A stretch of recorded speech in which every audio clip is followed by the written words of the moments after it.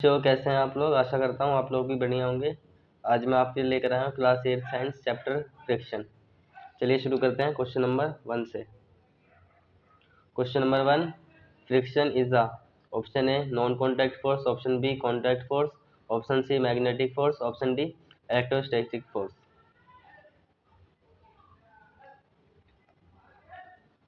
इसका correct option है friction is a contact force, option B.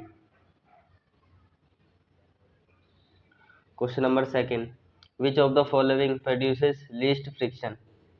Option A sliding friction, option B rolling friction, option C composite friction, option D static friction.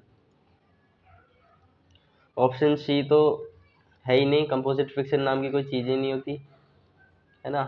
Sliding friction, rolling friction और static friction में से कौन सा है? तो इसका correct option है option B, rolling friction. Rolling friction में सबसे कम फ्रिक्शन लगता है। Question number 3, friction always, option A opposes the motion, option B help the motion, option C both A and B, option D none of this. तो friction तो कभी motion में help करता ही नहीं, मोशन को रोकता है तो, है ना। तो इसका ऑप्शन ए करेक्ट होगा।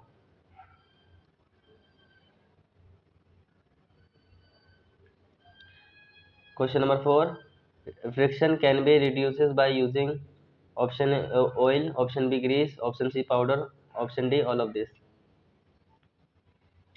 तो फ्रिक्शन को हम रिड्यूस ऑयल से भी कर सकते हैं, ग्रीस से भी कर सकते हैं और पाउडर से भी कर सकते हैं। Option D is the correct answer.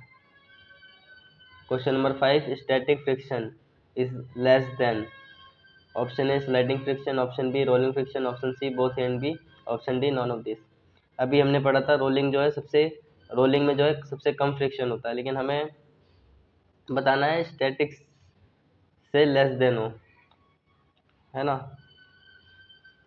लेकिन स्टैटिक में ही सबसे ज़्यादा फ्रिक्शन होता है स्टैटिक में।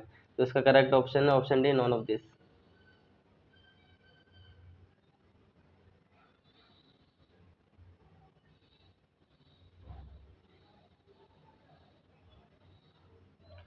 Question number 6. Whenever the surface in contact tend to move with respect to each other, the force of friction come into play.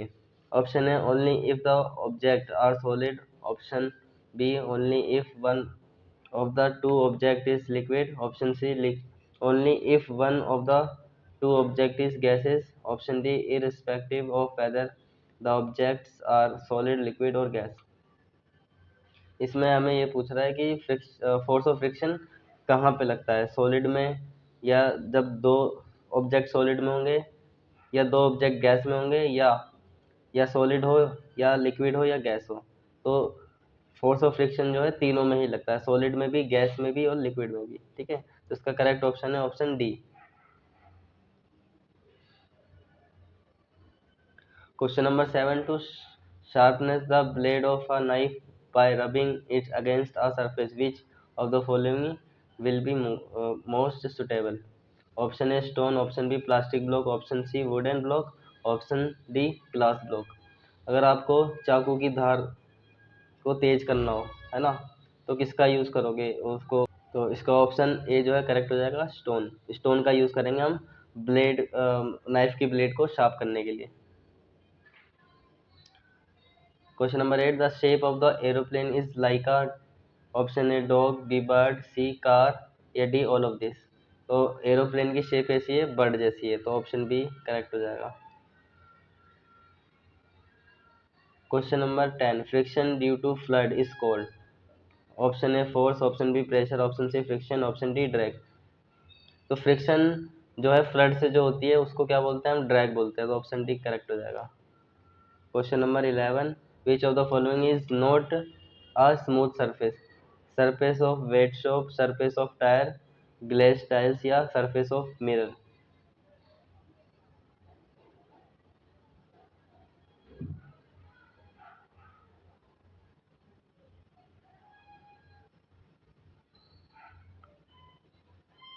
तो इसका जो करेक्ट ऑप्शन है option B, surface of tyre.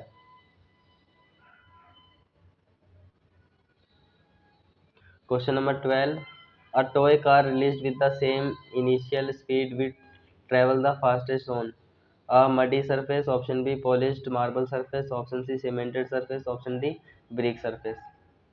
तो इसमें हमें बोला है कि अगर हमें टॉय कार को सेम स्पीड पे छोड़ता हूँ तो सबसे ज़्यादा कहाँ पे ट्रैवल करेगी, मतलब किस सरफेस पे बहुत ज़्यादा दूर तक जाएगी। तो मडी सरफेस पे तो क्या होगा, वो तो कीचड़ में ही वहीं पे रुक जाएगी, है ना। सीमेंटेड सरफेस में भी थोड़ा बहुत जो ऊबड़ खाबड़ होगा, वो ब्रिक सरफेस पे भी ऊबड़ खाबड़ होगा, वहाँ भी कम थोड़ी दूर तक ही जाएगी। लेकिन पॉलिश्ड मार्बल सरफेस पूरा स्मूथ और प्लेन सरफेस होगा, इसलिए वहाँ पे जाए दूर तक जाएगी। तो ऑप्शन बी करेक्ट हो जाएगा।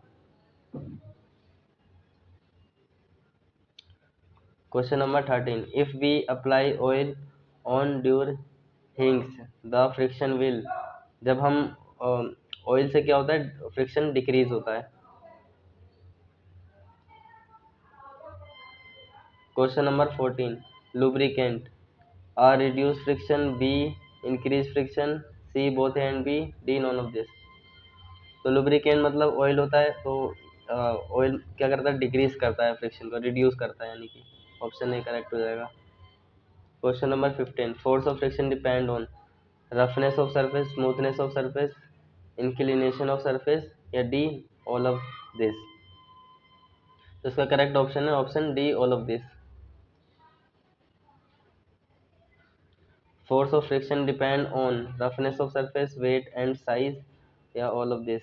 इसका करेक्ट ऑप्शन है all of this. Question number 17, fluids are.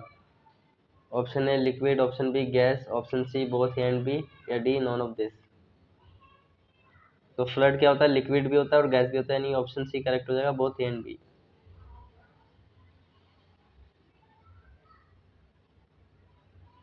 Question number 18, which is streamlined object. Option A boat, B aeroplane, C ships, या डी ऑल ऑफ दिस। इसका करेक्ट आंसर है all of this. Smooth surface has, option A less friction, option B more friction, option C sometimes less and sometimes more, या D all of this. Smooth surface पे क्या होगा, less friction होगा हमेशा। Question number 20, which of the following is responsible for wearing out of bicycle tyre. Option A muscular force, option B magnetic force, option C frictional force, option D electrostatic force.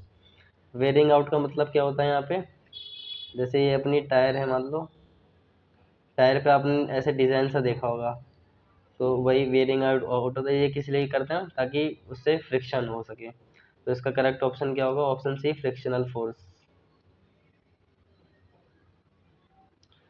Question number 21, it is difficult to walk on ice because high pressure, low pressure, या high friction, या low friction.